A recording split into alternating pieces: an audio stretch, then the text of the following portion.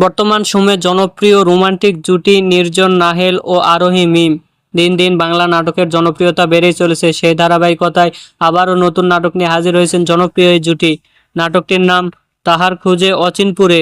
এ নাটকটিতে অভিনয় করেছেন বর্তমান সময়ের আলোচিত অভিনেতা নির্জন নাহেল ও আলোচিত অভিনেত্রী আরোহী মিম। এ নাটকটি রচনা ও পরিচালনা করেন আরমান রহমান প্রত্যয়। নাটকটি খুব শীঘ্রই স্কাই ড্রামার ইউটিউব চ্যানেলে প্রকাশিত হবে।